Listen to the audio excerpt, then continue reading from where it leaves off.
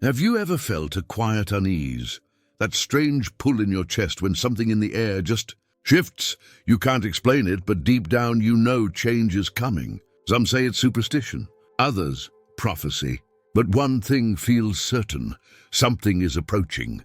Something bound to the date October 15th, 2025.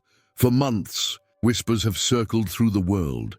Hidden messages, celestial alignments, fragments of ancient texts resurfacing at the perfect time. To some, it's just noise. To others, it's a divine countdown, a signal that heaven itself is preparing to speak again. But what if that day isn't about destruction at all? What if it's about awakening, a spiritual revelation meant to shake the world awake? Because maybe, just maybe, October 15th, 2025 isn't the end of something. It's the beginning, the whisper before the storm. It always begins with silence, the kind that lingers between moments, soft yet undeniable.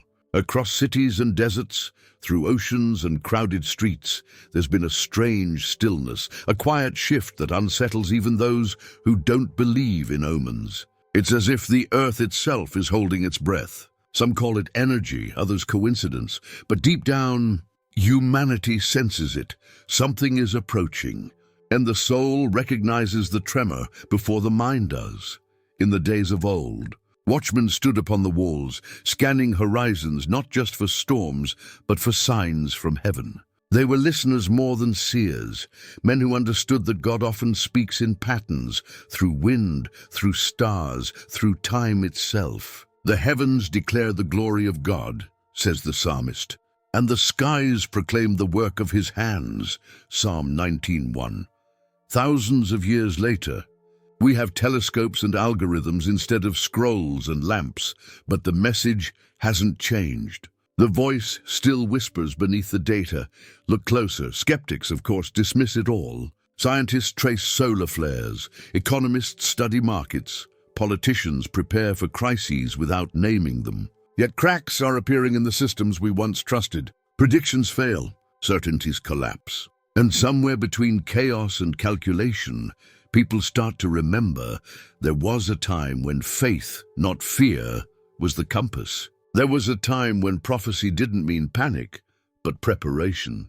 And maybe, just maybe, we're being asked to remember that again. Imagine a scholar alone in a candlelit room, surrounded by books older than memory. He studies the visions of Daniel, the wheels of Ezekiel, tracing celestial alignments through centuries of silence. His pen trembles as he writes, "The pattern returns, October 15th, 2025. For a moment he hesitates. The world outside is quiet, too quiet. A storm growls far in the distance, and he whispers to the dark, "Lord, what are you showing us?" The flame flickers, and in that trembling light the question hangs heavy, not of fear, but of reverence. Because prophecy isn't just about what's coming, it's about who we become when it arrives. It isn't meant to scare, but to stir, to awaken those who've fallen asleep beneath routine and disbelief. The date itself is not the revelation, it's the reminder that time is sacred, that history repeats because humanity forgets. Maybe this October isn't about the end of something. Maybe it's the start of recognition, a moment when heaven leans close enough for us to hear again. So, when the signs unfold and the world begins to tremble, will you recognize the sound? Or will you look away, pretending it's all coincidence? October 15th, 2025 might not bring destruction, but it could bring awakening. And that, in the grand design of eternity, might be the greater storm, not one of chaos, but of divine remembrance. Echoes across the world. It started with murmurs, a few obscure posts, a handful of videos, whispers on forgotten corners of the internet. People claimed to have seen strange lights, heard words in dreams, felt an inexplicable stirring in their spirit. At first, no one paid attention. The world moves too fast to care about prophecy anymore.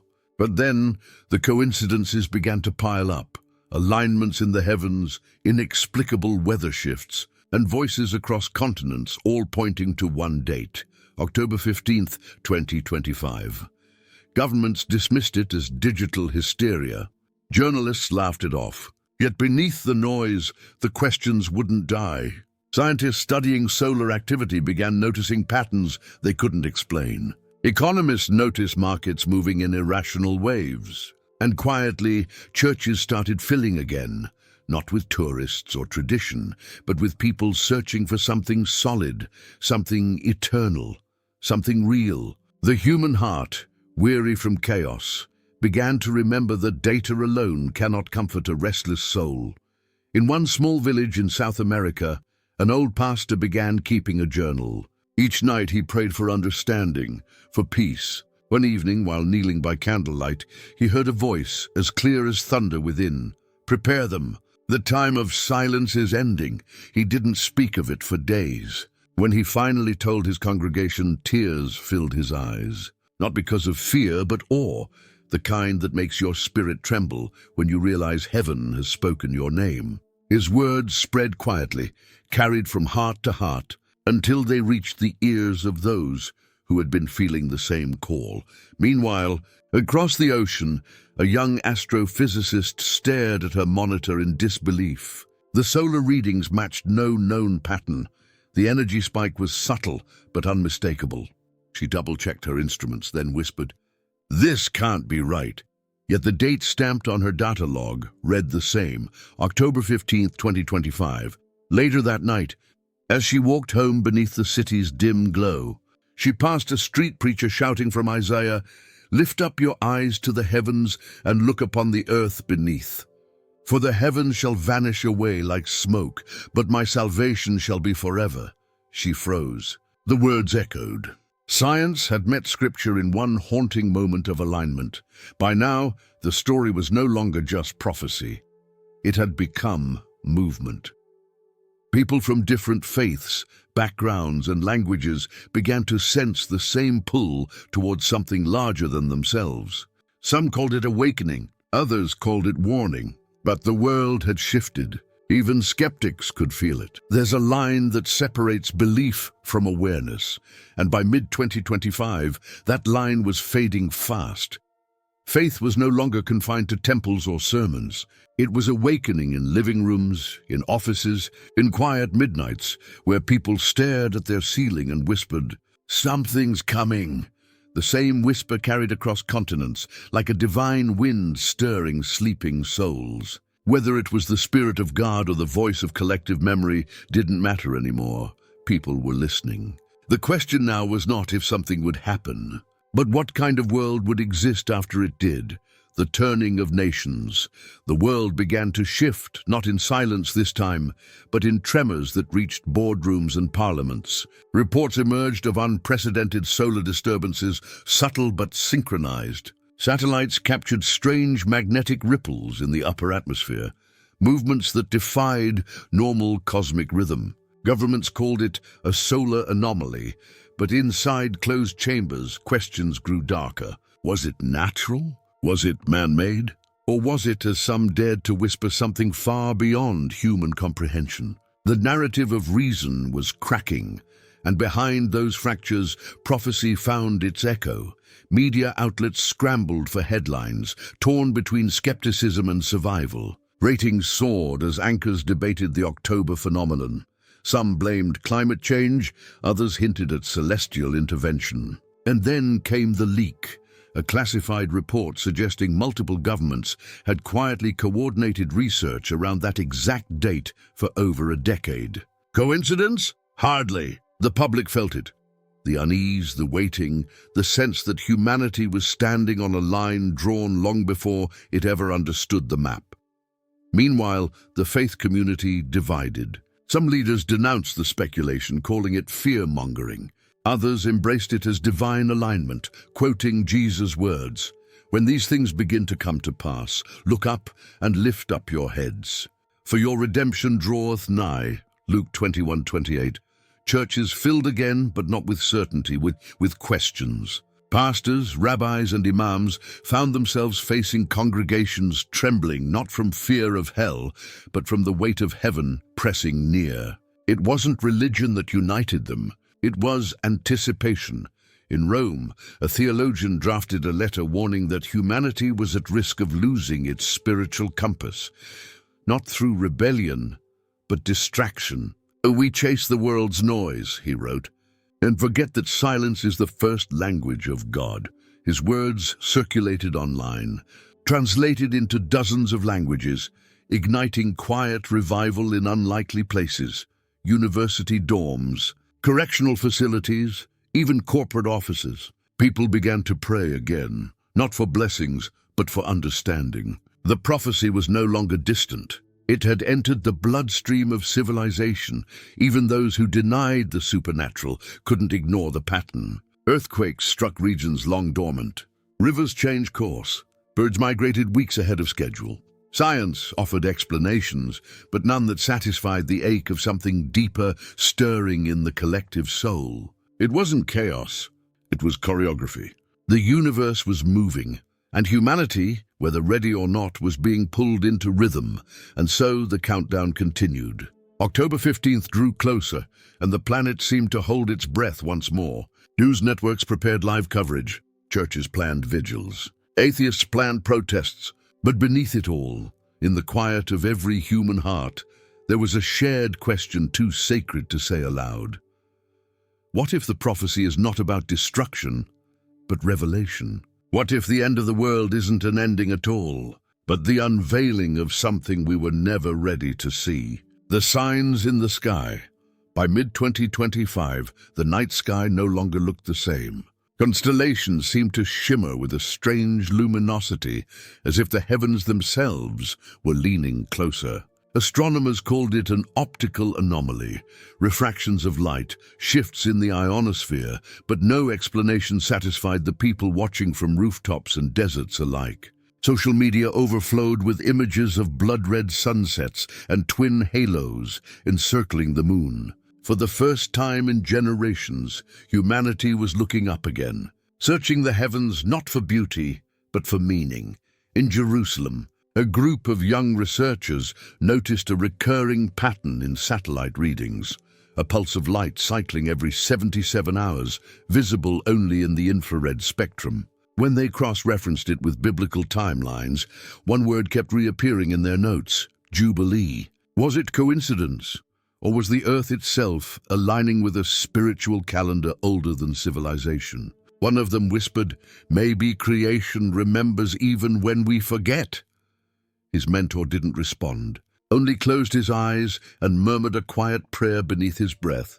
Meanwhile, in the mountains of Chile, an elderly shepherd noticed something the satellites missed. Each dawn, the same 3 stars flickered brighter for a single heartbeat, then dimmed as if winking at him. He told his grandson, "The heavens are speaking again." The boy laughed, but later that night, as the wind howled through the canyons, he felt a chill, not of fear, but of awe. Across the world, others reported similar visions. A woman in Tokyo seeing crosses in lightning. A fisherman in Greece dreaming of 7 trumpets echoing across the sea. The phenomenon transcended culture, religion, and geography. Churches began holding nightly vigils beneath open skies. Families gathered in silence, watching the firmament with eyes full of questions and hearts full of hope. Some feared a coming judgment. Others sensed mercy in the air. "It feels like the world is pausing," one man said during a live interview, "as if God is giving us a moment to decide who we want to be before everything changes." That single sentence was replayed millions of times, becoming a kind of prayer that united believers and doubters alike. Scientists persisted in their research, running simulations, mapping cosmic radiation, calculating probabilities. Yet even they couldn't ignore the inexplicable synchronicity. The pulse of the light waves matched the rhythmic resonance of the human heartbeat. Coincidence or connection? A leading physicist publicly admitted, "There are forces at play that our instruments can't measure." Maybe faith and physics aren't enemies. Maybe they're languages describing the same truth. That confession rippled through the scientific community like a tremor of humility. And then, on the evening of September 14th, a massive aurora spread across the equator. something previously thought impossible. The colors shimmered in silence, painting the sky in gold, violet, and silver. People wept openly in the streets. No one spoke. For a few minutes, the world seemed perfectly still, united under one silent, glowing canvas. When the light finally faded, it left behind a single thought echoing in millions of minds. If this is only the beginning, what awaits when the day finally arrives? The awakening of souls. In the weeks following the aurora, something began to stir deep within humanity, not in governments or laboratories, but in the quiet chambers of the heart. People who had lived their lives untouched by faith began to dream again, vivid, sacred dreams that felt more like memories than imagination. A mother in Berlin dreamt of walking beside a river of fire that turned clear as glass. A soldier in Cairo awoke to the sound of his own name, whispered in a voice older than time. Psychologists called it mass suggestion, but there was a strange harmony in the testimonies. Each dream carried the same message: prepare the light within you.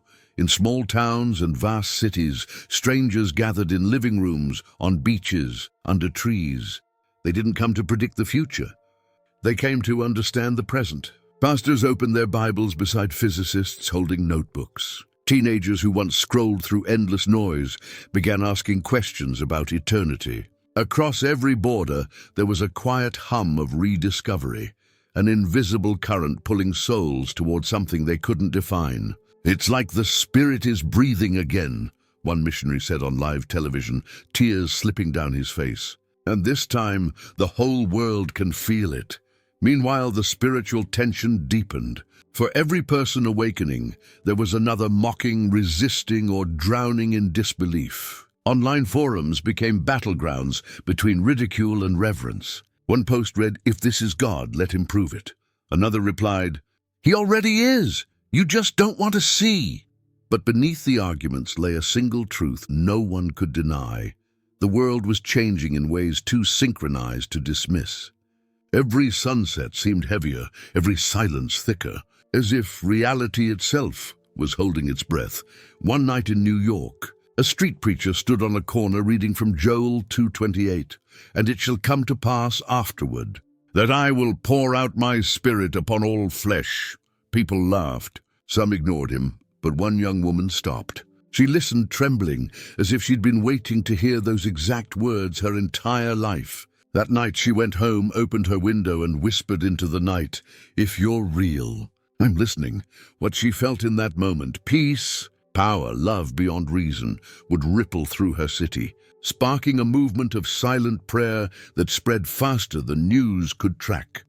Across the globe, spiritual leaders began recognizing the same pattern, hearts awakening faster than doctrine could contain.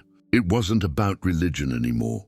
It was about connection between heaven and earth, between people and purpose. The phrase "inner light" became a symbol across cultures, painted on walls, whispered in songs, carved into wood by trembling hands. And those who felt it began calling themselves the Awakened, not as a cult or creed, but as witnesses to something sacred happening within and around them. Then came the moment that changed everything. During a global broadcast meant to debunk the prophecy, the power grid failed. Screens went black, cities dimmed, and for 7 full minutes the world was drenched in silence. When the lights returned, people wept, not because of fear but recognition. In that void, they had felt something real, the undeniable pulse of unity, as if every heartbeat had aligned across continents for a fleeting instant. The world didn't end that night. It began listening, the rise of fear.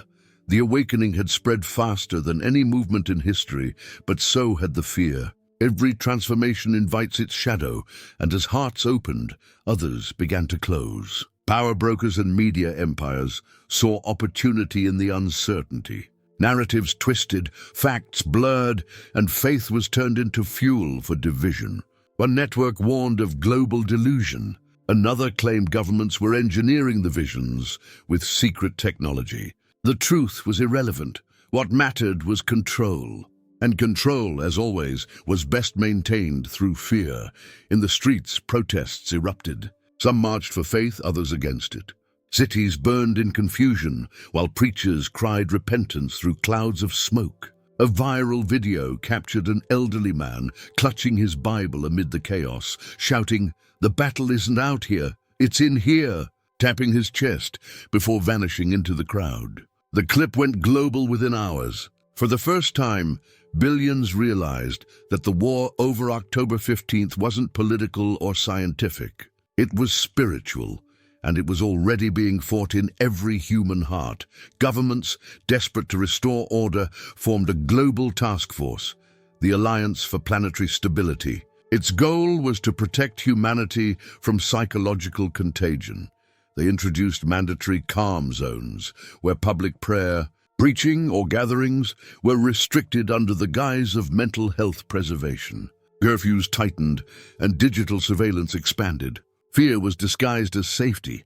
In a single stroke, the freedom to seek truth became a regulated act. For those who believed the prophecy was divine, the crackdown only confirmed what they already knew. Darkness always resists light. In one small town in northern Italy, a priest refused to close his chapel. "If they take the light," he said, "we'll become it." Each night, people gathered there in silence, praying as soldiers patrolled the streets outside. The priest read from John 1:5, "The light shines in the darkness, and the darkness has not overcome it." His voice trembled, but his faith did not. When the soldiers finally entered the chapel, they found only candles flickering beside open Bibles, and not a soul in sight. The people had vanished, leaving behind a single note, "We are still here."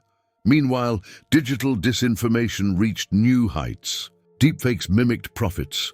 Artificial voices spread false revelations, and millions were deceived by illusions so convincing they divided families overnight. Those who sought truth were mocked, labeled, and silenced. Yet beneath the noise, a quiet network of believers persisted. They shared encrypted messages, coordinated prayer gatherings, and used ancient scripture as code. Their motto spread like wildfire through the shadows: "Faith needs no signal." It was rebellion, not of violence, but of remembrance.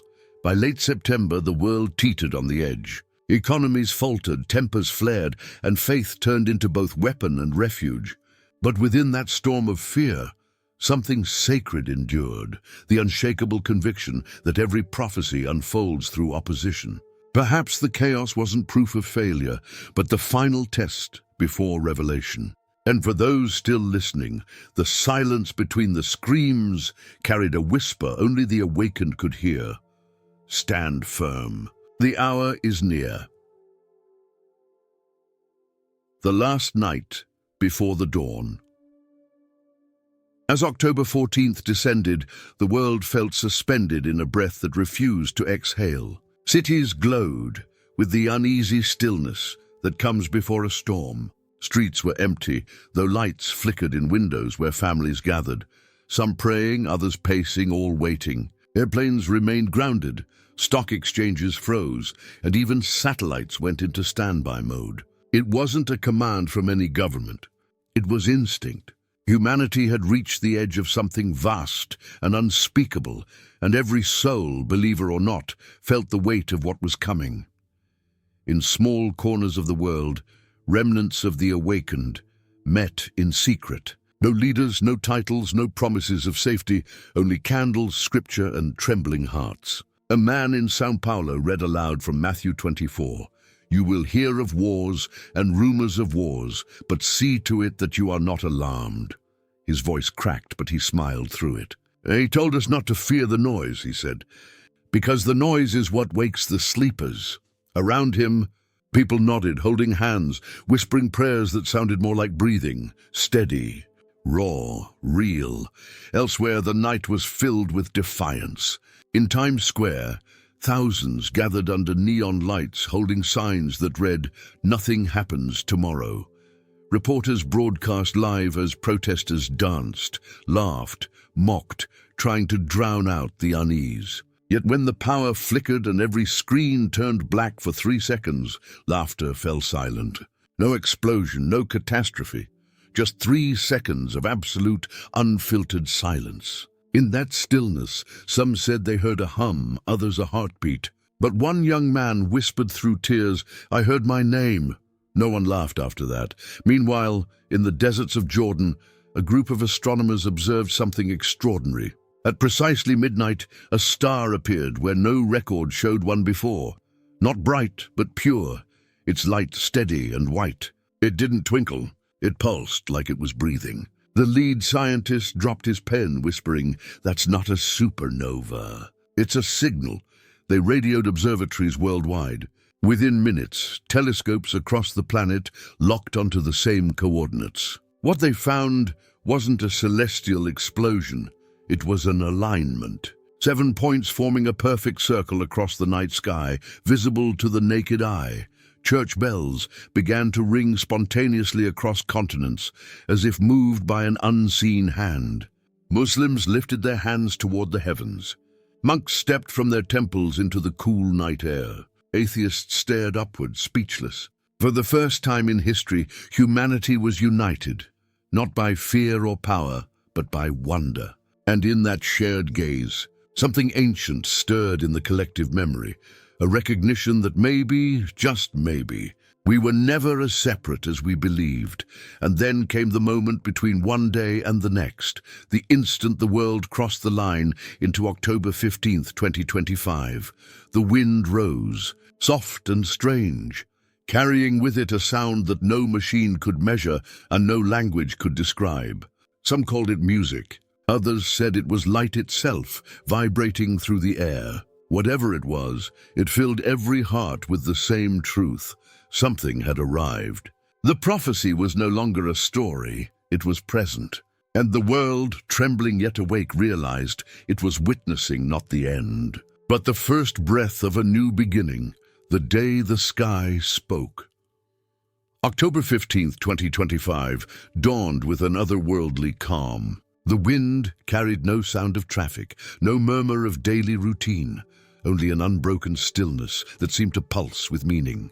Across the world, morning light fell differently, golden but tinged with silver hues that shimmered over oceans and mountains alike. Birds flew in tight formations, moving as if guided by an invisible rhythm. Even those who knew nothing of prophecy could sense that the world had entered a moment outside of time. Clocks ticked, but the minutes no longer felt ordinary.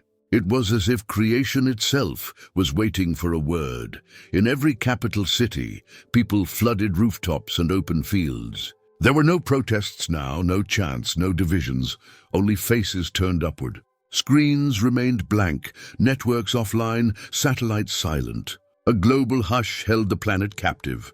And then, without warning, the sky changed. A thin line of light appeared at the horizon, bright as lightning but unmoving. It stretched across the atmosphere, encircling the earth like a luminous crown. For a moment there was terror.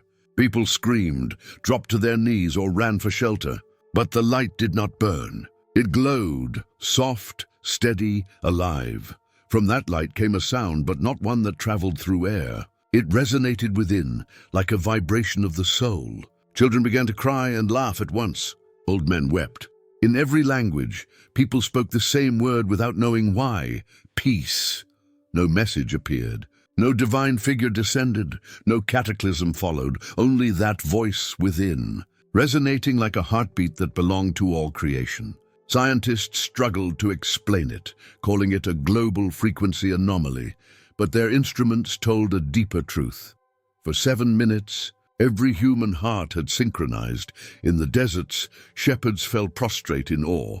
In skyscrapers, executives removed their earpieces and stared out the windows. In prisons, inmates pressed their hands to their chests and whispered prayers they'd forgotten long ago. The world was united not by technology, not by ideology, but by the unspoken realization that something far greater had touched them. Some called it the spirit, others energy or cosmic consciousness. But every attempt to name it only diminished what it truly was. It was the whisper from Genesis returning, the same voice that once said, "Let there be light." As the phenomenon faded, The light dissolved into thousands of fragments that rained gently through the atmosphere, vanishing before touching the ground. In that instant, the air smelled clean, like rain after centuries of drought. People looked at one another, bewildered, smiling through tears. There was no sign of destruction, no divine punishment, only renewal. Fields that had been barren for years began to sprout green overnight. Rivers cleared. The northern lights appeared again, this time stretching all the way to the equator, weaving the skies in ribbons of living color. And somewhere, far from cameras and commotion, an elderly woman lifted her face to the heavens and whispered, "We were warned not to fear." Her voice was faint, but the words seemed to carry on the wind, echoed by millions who felt the same truth. October 15th had come and gone, not as the end of all things, but as the revelation of what was always possible when heaven and earth remembered their connection. Humanity hadn't been judged. It had been awakened. And from that day forward, the world was no longer the same, the afterglow and the divide. The morning after October 15th, the world awoke in a state of wonder and disarray. News channels flickered back to life, broadcasting images of people kneeling in streets, embracing strangers, or simply staring into the distance as if trying to hold on to what they had felt. Governments scrambled for explanations. Scientific panels convened in emergency sessions, their equations useless against something that transcended data. No casualties, no destruction, only transformation. The light had come and gone, but it left behind a silence so profound that words felt like intrusions. In the first days, hope bloomed like wildfire. Crime rates plummeted. War zones paused their fighting. Soldiers in opposing armies exchanged food instead of bullets. Families long divided by belief, politics, or pain shared meals again, compelled by an unspoken empathy that seemed to hum beneath the surface of human thought. Even nature appeared to heal. Satellite images revealed forests regenerating at unprecedented speed, oceans clearing, and skies so vividly blue they looked unreal. "It's as if the earth itself has been forgiven," one reporter whispered live on air, his voice cracking mid-sentence. Yet peace, however divine, was fleeting. The human need to define, to categorize, to control reawakened almost immediately. Political leaders claimed the event as validation of their ideologies. Religious authorities argued over its meaning, some calling it the return of divine grace, others branding it a counterfeit miracle. And in the midst of debate, new sects arose. Movements calling themselves the Resonant, the Children of Light, or the True Frequency began spreading across nations. Each claimed to know the purpose of what had happened. Each demanded loyalty. The unity that had graced the world for 7 minutes began to fracture into 1,000 doctrines. In a small monastery in Tibet, a monk named Dorje refused to take sides. He wrote, "The light did not divide us, we did." His words spread quietly, translated and shared in whispers online. Others began echoing him, tired of interpretations that turned revelation into ideology. A group of scientists, priests, and artists gathered in secret and formed the Covenant of Silence, a community devoted not to explaining the event, but to listening for what might come next. They believed the light was not an ending, but an opening, and that the true message could only be heard by those who remained still. Meanwhile, governments faced chaos as economic systems faltered. Money lost meaning when people stopped chasing it. Industries collapsed as workers abandoned their jobs to seek spiritual purpose. Productivity plummeted, but creativity soared. Streets filled with musicians, poets, and healers. For a fleeting moment, art became the global language. Yet power abhors emptiness, and soon new authorities emerged. Charismatic leaders promising to interpret the light and guide humanity through its rebirth. Their words sounded divine, but their eyes carried the hunger of those who had tasted control before. By the end of the year, the light's physical traces had vanished, but its psychological echo persisted. Some heard it as a distant hum in dreams. Others felt it as warmth beneath the sternum when they prayed. The skeptics called it residual trauma. The faithful called it the Spirit's imprint. But beneath all the arguments, one truth lingered. Humanity had seen beyond itself, and it could never fully return to ignorance. The world had been split in two, not between believers and unbelievers, but between those who remembered and those who chose to forget, the age of false light. Months passed, and the memory of October 15th began to warp under the weight of human ambition. What had once united the world was now being rewritten, repackaged, and sold. Governments that had trembled in silence during the event now claimed to have managed the crisis. New institutions arose overnight, each proclaiming authority over spiritual regulation.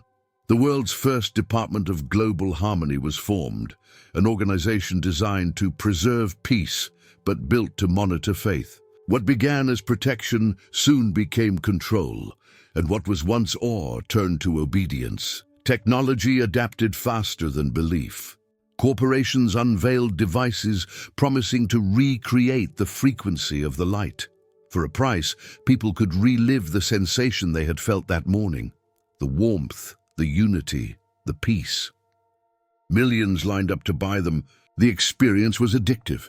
Nations built entire economies around artificial enlightenment, and soon, truth was replaced by simulation. Those who resisted the illusion were labeled light deniers and ostracized from society. Faith had become a brand, worship a subscription. In the midst of this manufactured faith, a quiet resistance emerged. Scattered across continents, the remnants of the awakened met in secret once again, no longer seeking the experience, but the meaning. They gathered in forests, deserts, and underground tunnels, guided not by doctrine, but by a shared conviction. The true light cannot be bought, cloned, or controlled. Their message was simple: remember what was real. Yet to remember was now rebellion, and rebellion carried a cost. Surveillance systems tracked speech patterns for non-compliance. Words like prophecy, spirit, and truth became digital red flags. Among these hidden groups, a woman named Eliora became a voice of quiet defiance. A linguist before the awakening, she dedicated herself to decoding the residual hum that still resonated faintly in the Earth's magnetic field. "The message isn't over," she whispered during a clandestine broadcast that spread through encrypted networks. "It's still speaking, but only to those who listen without agenda." Her voice, calm and resolute, ignited hope in thousands. But it also drew attention from the very authorities who sought to silence her. Overnight, her name became myth. Some claimed she was arrested, others believed she disappeared into the wilderness. Either way, her final transmission ended with a single sentence: "The true light never speaks in noise."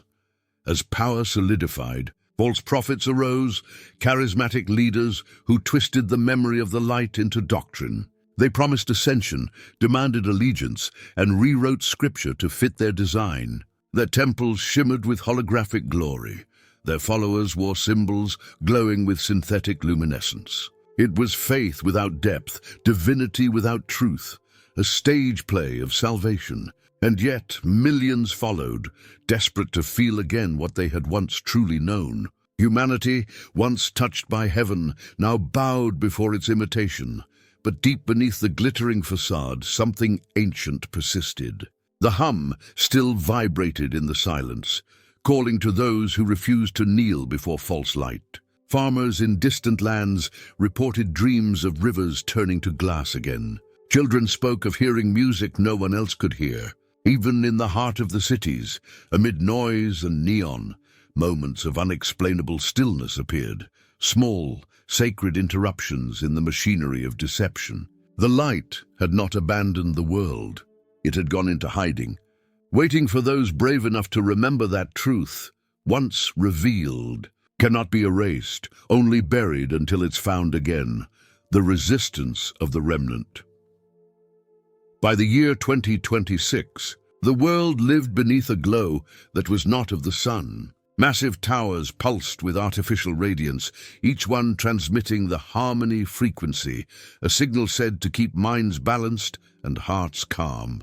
The nights no longer knew darkness, and yet never had the earth felt so hollow. Cities sparkled with synthetic perfection, but behind the light lay emptiness, dreams reduced to programming, worship reduced to ritual. People smiled because they were told to. They slept because the signal told them when to rest. The world was finally peaceful, but not alive. In the shadows beyond the surveillance grids, the awakened had evolved into something more organized. They called themselves the Remnant, not out of pride, but remembrance. Hidden in the ruins of cathedrals, abandoned subway tunnels, and mountain caves, they carried on an ancient mission to guard the memory of the true light. Their gatherings were small and silent, marked only by candle flames and whispered prayers. To them, faith was not performance, it was breath. They didn't seek power, they sought presence. And as their numbers grew, so did their courage. One night, in a forest north of Vienna, the remnant gathered under an unfiltered sky. Without the tower's interference, the stars were visible again, real, alive, speaking in silence. Their leader, a woman named Eleora, stepped from the shadows. Many had believed her dead, but she returned, her eyes burning with quiet certainty.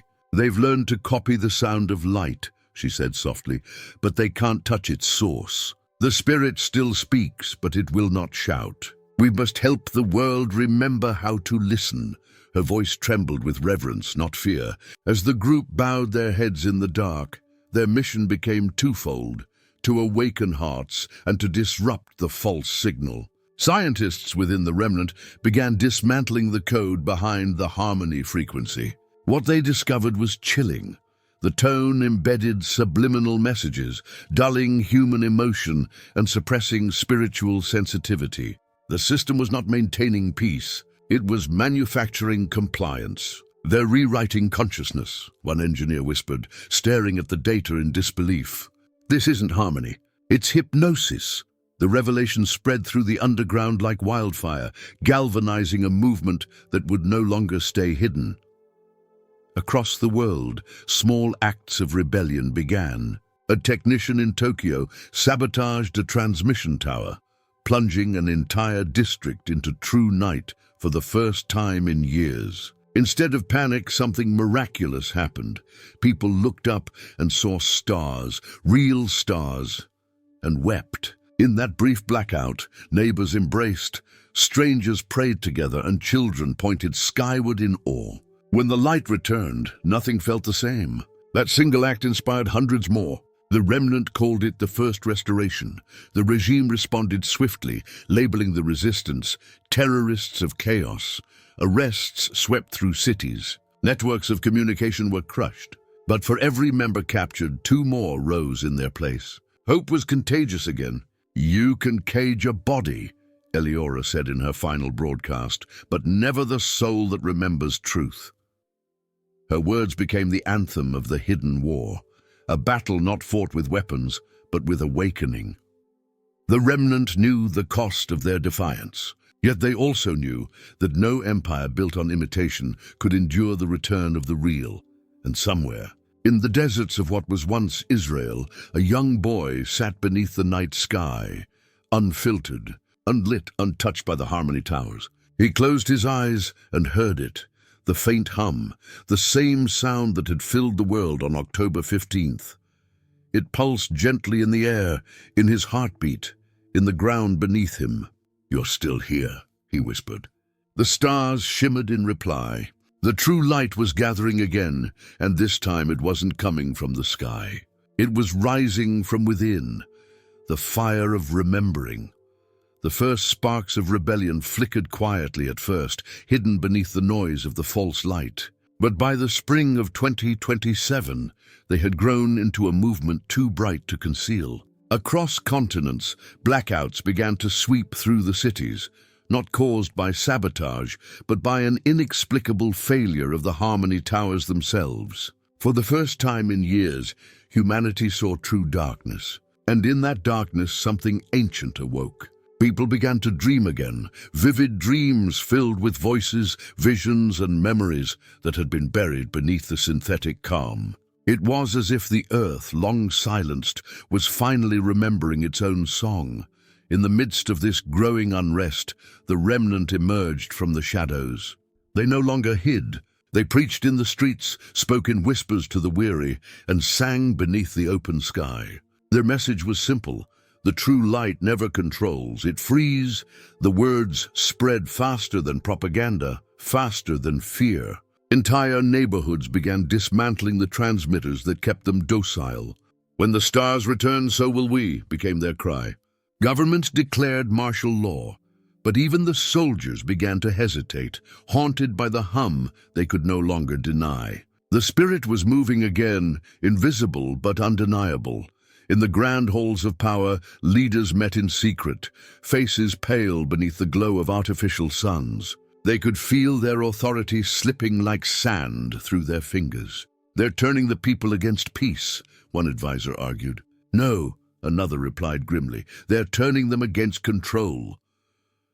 Across screens and cities, messages of unity were broadcast by the regime, promises of order, security, enlightenment. But their words fell flat. Humanity had tasted truth once, and no imitation could satisfy it again. The world began to divide in new ways, not by borders or belief, but by resonance. Those still bound to the false frequency lived in a numbed calm, their eyes dull, their hearts silent. But those who remembered, the awakened, the remnant, the dreamers, radiated something different. Wherever they gathered, strange phenomena followed. Wilted gardens blooming overnight, broken machines sparking to life, even the blind reporting flashes of light behind closed eyes. Scientists called it psychosomatic. Believers called it restoration. Whatever it was, it spread like wildfire through a world starving for meaning. In one striking event, a group of children in Buenos Aires gathered in a park after a citywide blackout. With no instruction, they began to sing, an unfamiliar melody that carried across miles. Adults joined in, drawn by something deeper than memory. The song had no lyrics, yet everyone understood it. It was the same frequency that had filled the world 2 years before, the heartbeat of the divine. The broadcast towers, still half-functional, picked up the sound and amplified it. For 7 full minutes, the melody echoed through every city on earth. The towers, built to control, became conduits of awakening. The authorities called it a system malfunction. But those who had felt it knew better. Across the globe, people knelt where they stood, not in fear, but in surrender. "It's back," someone whispered.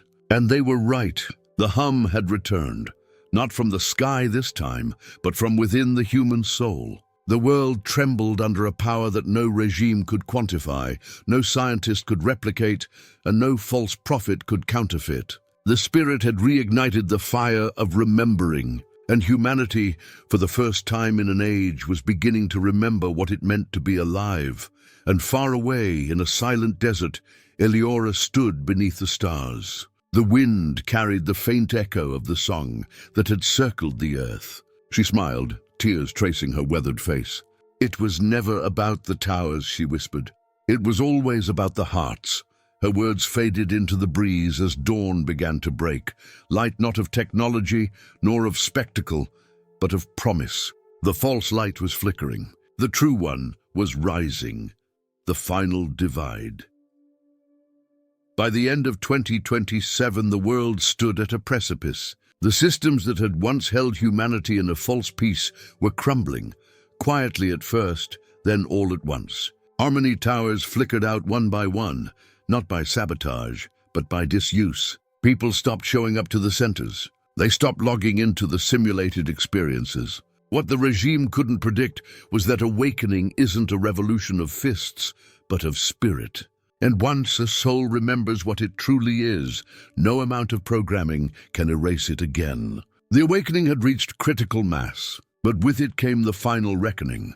The leaders of the global order, sensing the collapse of their control, enacted their final measure, the Ascension Protocol. Marketed as humanity's next evolutionary step, it promised eternal peace, clarity and purpose if only people would surrender their minds to a new network, the Core Light interface. It was the last imitation of divinity, now desperate to maintain dominion.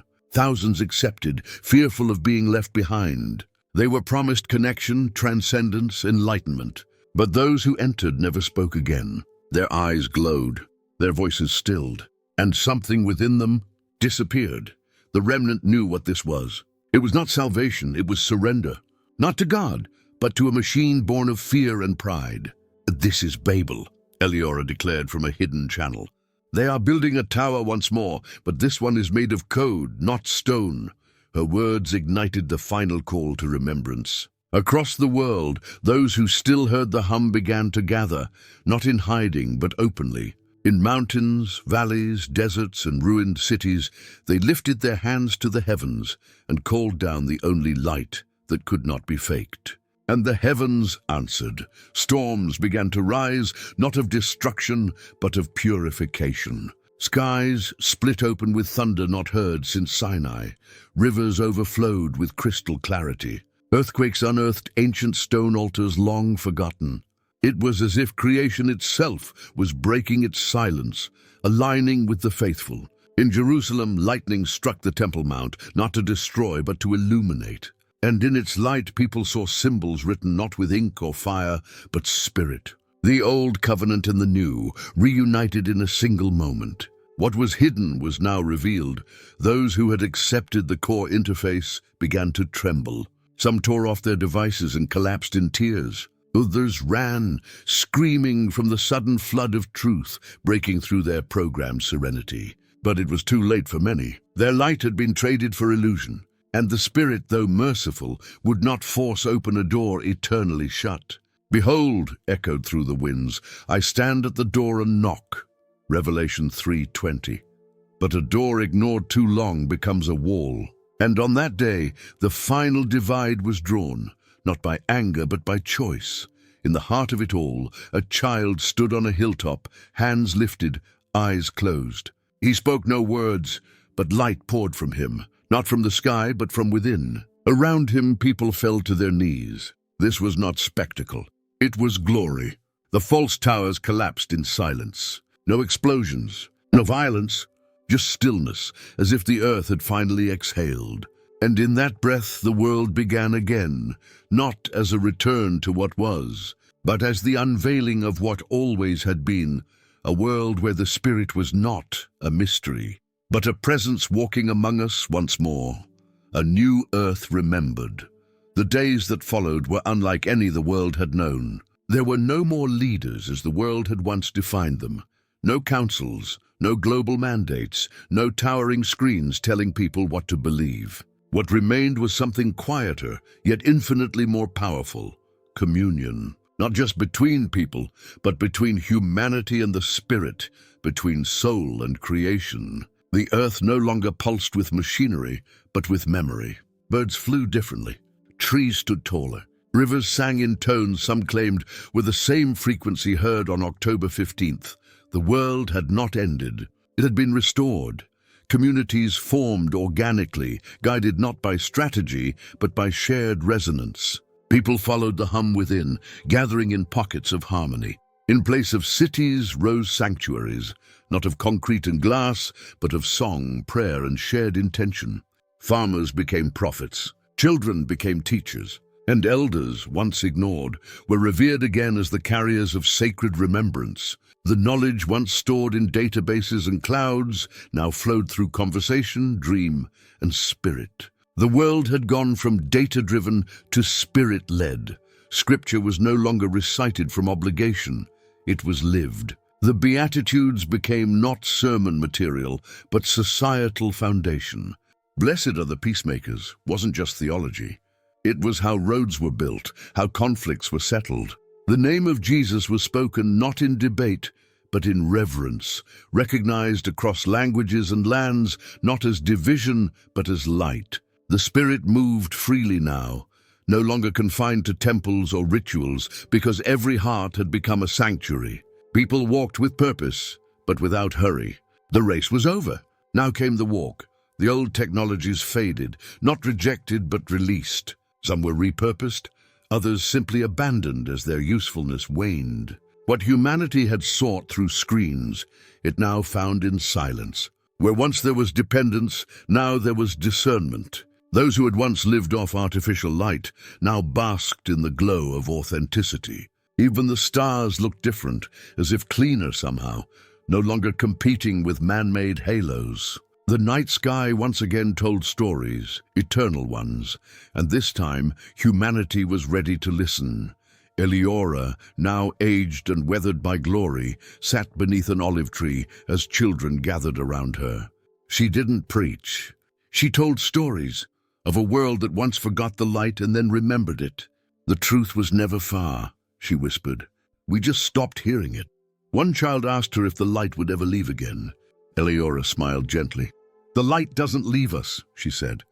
We leave it, but now we know how to find our way back. Her voice drifted with the breeze, carried like prayer over a world reborn. And so it was. A new earth, not perfect, but awakened. A world no longer ruled by fear or fantasy, but by presence. Humanity hadn't evolved. It had returned to truth, to purpose, to God. Prophecy had not predicted destruction, but invitation, and those who answered had not found escape, but home. A home not built by hands, but by hearts aligned with the Creator. The kingdom was no longer coming. It had come. And the whole earth, every tree, every voice, every heartbeat, was its sanctuary. We often search for signs in the sky. But what if the real sign has always been within us? What if the greatest revelation isn't something coming, but something we've forgotten? October 15th wasn't just about prophecy or fear. It was about memory, about the moment humanity remembered who it was and who it belongs to. It was a mirror, a turning point, a whisper from eternity. Not demanding, not loud, but impossible to ignore. And maybe that's the invitation for us now, to stop waiting for the world to change and begin changing the world by becoming light in it, because the most powerful prophecies are not written in books or stars, they're written in lives. In your life. So I ask you, what did this story awaken in you? Did it stir something you've buried, or confirm something you've always known? Share your thoughts in the comments. Let this not just be a video, let it be a moment of remembrance. If this journey moved you, consider sharing it with someone who needs to hear it. And if you're ready to go deeper, to uncover what lies beyond the veil, the next story is waiting. You're not done. This was only the beginning.